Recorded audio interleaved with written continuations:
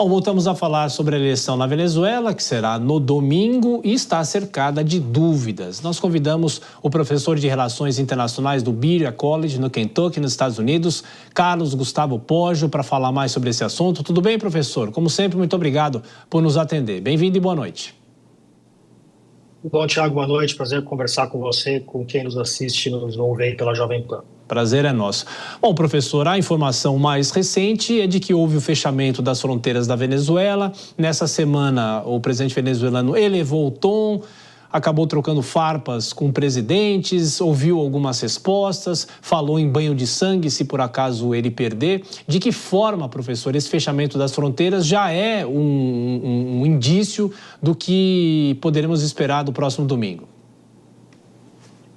É mau sinal, né, Thiago? Eu acho que, primeira coisa, a gente deve esperar que essas não sejam eleições completamente livres e justas. A grande questão das eleições venezuelanas, a grande esperança da oposição venezuelana é que está adotando uma estratégia distinta agora, está mais unida e está decidindo, de fato, participar do processo eleitoral ao invés de boicotar e esperar algum tipo de ação da comunidade internacional, né? O que acontece é que vai ser muito mais difícil para o Maduro fraudar uma eleição onde a diferença vai ser muito grande, né? Então, tem uma diferença de 30, 35 pontos, como muitas pesquisas mostram, até mais, né? Tem pesquisa que mostra o Maduro em terceiro lugar atrás dos indecisos. O candidato Edmundo González é um candidato que é mal conhecido da população e que apenas está em primeiro lugar porque representa alguém que não é o Maduro e representa um nome da oposição. Então, deve-se, de fato, já é esperado que o Maduro deve se utilizar de estratégias para tentar, de alguma forma, manipular esse voto. Quanto a isso, não há surpresa nenhuma, né? Nenhum líder autoritário sai do poder sem tentar permanecer o máximo possível. Então, esses indícios que nós estamos vendo são indícios bastante preocupantes de um governo que não quer ser monitorado, né? Outra questão é que, por exemplo, fechou a fronteira para milhões de venezuelanos que moram na Colômbia. Só na Colômbia são 3 milhões de venezuelanos. Por que 3 milhões? Porque a Venezuela tem um dos maiores êxodos de população do mundo hoje em dia, né? Em 2015 eram 700 mil venezuelanos morando fora da Venezuela. Hoje esse número está próximo de 8 milhões, né? São milhões e milhões de venezuelanos que deixam o país por conta da situação econômica. Agora, esses venezuelanos, assim como brasileiros que moram fora do país, teriam que ter direito de votar nas eleições, né? O brasileiro que mora fora, ele simplesmente vai na embaixada e vota. A Venezuela está criando uma série de dificuldades para venezuelanos que moram fora da Venezuela de votar. Claro que isso é mais um elemento aí que a gente deve esperar de dificuldades, assumindo, claro, que as eleições de fato aconteçam no domingo. E, professor, há inclusive a informação de que há uma delegação do governo espanhol, ligada ao governo espanhol, seriam observadores para as eleições. Eles estão presos no aeroporto de Caracas, esperando talvez uma repatriação, uma volta ao país. O senhor acredita que talvez esse seja o momento em que o presidente da Venezuela corra mais riscos de perder se a eleição fosse a mais limpa possível? A gente sabe que tem as artimanhas, mas o senhor acha que esse é o momento que ele talvez correria mais risco ou estaria correndo mais riscos? Sem dúvida nenhuma. Nós temos uma série de elementos aí. Todas as pesquisas de institutos independentes que foram feitas na Venezuela mostram que o Maduro está numa situação bastante fragilizada, né? Ele é um presidente que, a despeito de distribuir benesses para a população no ano eleitoral para tentar melhorar os seus números, tem números muito.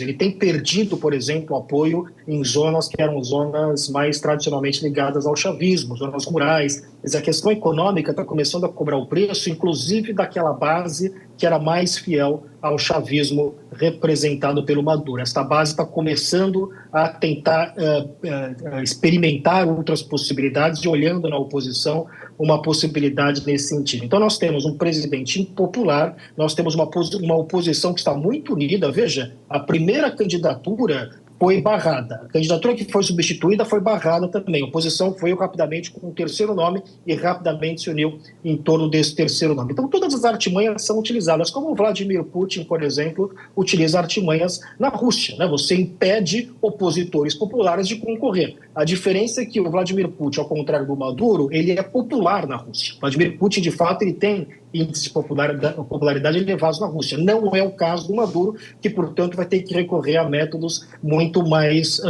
evidentes e, às vezes, muito mais violentos para conseguir manter o poder. Acho que há outro elemento que a gente tem que prestar atenção, para além da eleição, e isso é verdade em qualquer país autoritário latino-americano, ou até em qualquer país democrático também, é o comportamento do exército, né?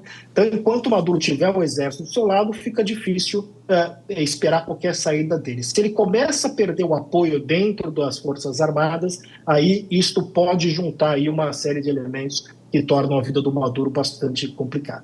Professor, vou chamar os nossos comentaristas. Dora Kramer faz a próxima pergunta. Dora? Boa noite, professor. Aí, na sua primeira resposta ao Tiago, você disse que terminou a resposta dizendo, assumindo que haverá eleições no domingo. Pode não haver eleições? Como?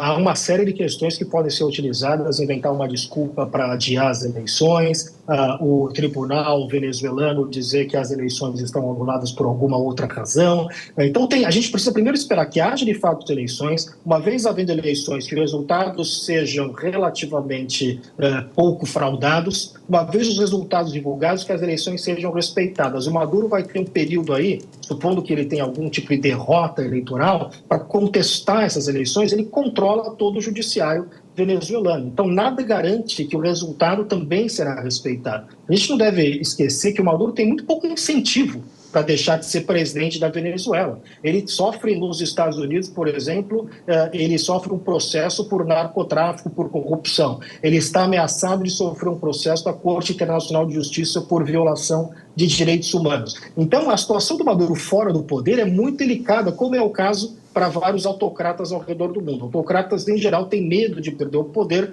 por medo das consequências que vão ocorrer uma vez que eles deixem o poder. Então, vai ter que ser, caso haja algum tipo de resultado que seja claro, contrário ao Maduro, se a gente quiser ter algum tipo de esperança de transição na Venezuela, não vai acabar aí, ou seja, não acaba no voto, né? Vai ter que ter algum tipo de ajuste ou de acordo, e aí o Brasil ou os países da América Latina podem ter um papel importante de garantir algum tipo de saída para o Maduro, para que ele não tome medidas para permanecer no poder a despeito de eventualmente ter perdido as eleições. Professor, pode? Pergunta agora de Cristiano Vilela.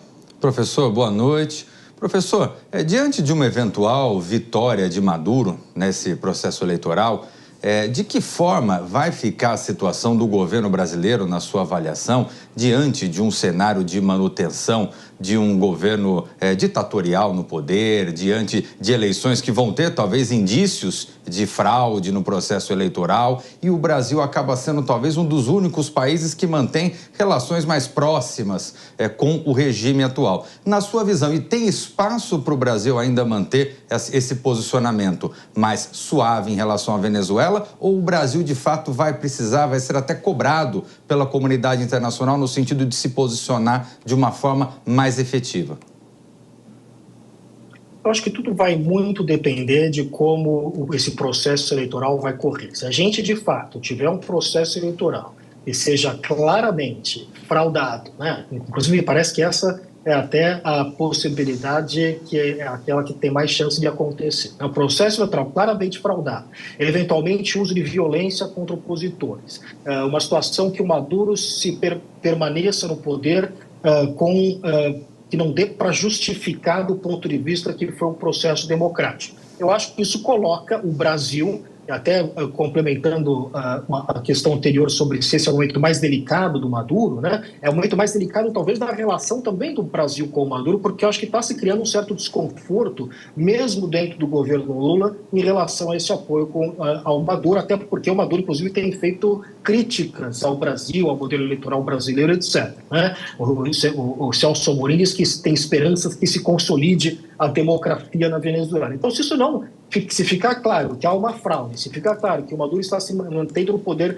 pelo uso da força, da fraude, da violência, vai ficar muito mais delicado para o Brasil, após essas eleições, continuar apoiando Maduro do que tem sido desde então. Então, acho que cria-se, portanto, uma situação delicada. Dito isso, cabe ao Brasil, o Brasil tem uma posição na América do Sul que é muito distinta dos demais países. O Brasil tem, sim, que construir uma relação com todos os países da América do Sul, independentemente dos seus regimes. É claro que tem que defender o Brasil os seus valores de democracia, direitos humanos, etc. Mas o Brasil não é os Estados Unidos. Né? O Brasil não tem que agir intervindo militarmente, enfim, há que se ter uma noção do tamanho do Brasil, das responsabilidades do Brasil dentro da América do Sul. Então, o Brasil pode ser, sim, importante, um parceiro importante para tentar trazer a Venezuela para o campo da democracia, mas as armas que estão disponíveis para o Brasil, os recursos que estão disponíveis para o Brasil, são recursos limitados e cabe ao governo brasileiro compreender isso. Professor, deixa eu aproveitar a participação do senhor aqui para fazer uma última pergunta sobre a eleição americana. O senhor está aí nos Estados Unidos, acompanhando de perto todo esse processo. A última vez que nós nos falamos foi um pouco depois do atentado que sofreu Donald Trump, mas ainda não na reviravolta que nós tivemos com a desistência de Joe Biden. Hoje, Kamala Harris recebeu o apoio do ex-presidente Barack Obama. De que forma que esse xadrez político aí nos Estados Unidos, que é muito diferente do xadrez político aqui no Brasil, de que forma esses apoios podem ajudá-la nas urnas, porque o que é mais primordial são as pessoas que vão sair de casa para votar, as pessoas que ela pode convencer a votar nela e não ficar em casa, já que o voto não é obrigatório, não é, professor? Perfeitamente. Né? Este apoio do Barack Obama, ele talvez era a última peça aí do xadrez que faltava para poder fechar de vez a nomeação em torno da Kamala Harris. Obama teve uma postura bastante cautelosa, aguardou, alguns dizem, né, circula muito nos bastidores em Washington que Obama não estaria confortável com a Kamala Harris, que ele preferia outro candidato, por exemplo, Mark Kelly, que é senador do Arizona, mas que ele acabou sendo obrigado porque o partido rapidamente estirou em torno da Kamala Harris, seguindo a liderança do Joe Biden, né? Que assim que o Joe Biden anuncia que não é candidato, ele anuncia logo em seguida que apoia a Kamala Harris. Isso mudou um pouco o jogo, né? O que permite o Biden ter algum tipo de controle da situação. Então, o partido rapidamente estirou em torno da Kamala Harris. Agora, isso é importante, Thiago, mais do que em termos de voto eleitoralmente dizendo, é importante porque a alternativa ao Partido Democrata, que se une rapidamente em torno da Kamala Harris, seria um partido rachado disputando, com vários candidatos disputando esta posição. Isso sim seria ruim para o partido, né? O partido que não conseguisse, se o partido não conseguisse rapidamente chegar a um nome e tivesse uma briga fratricida dentro do partido, tivesse disputas internas, quem vai substituir o Joe Biden ou não, isto certamente seria problemático para a campanha.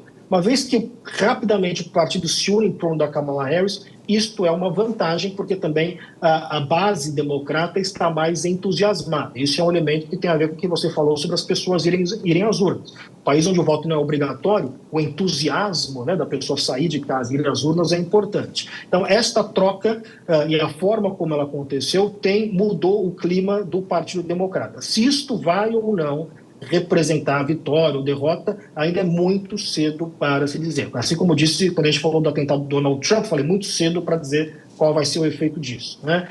O que temos, em termos de dados e pesquisa, etc., é que o nome da Kamala Harris, em todas as pesquisas, ela tem tido uma performance melhor do que a do Biden. O Biden, duas pesquisas recentes que saíram, que davam o Biden 6 pontos atrás, as mesmas pesquisas dos mesmos institutos, feitas agora com a Kamala Harris, deram a Kamala Harris 1 ou 2 pontos atrás. Continua atrás, mas diminuiu bastante a distância. Professor Carlos Gustavo Pódio, de Relações Internacionais, do Berea College em Kentucky, nos Estados Unidos. Muito obrigado sempre pela atenção, pela gentileza. Bom fim de semana, professor. Um abraço. Obrigado, Thiago, colegas. Um abraço a todos.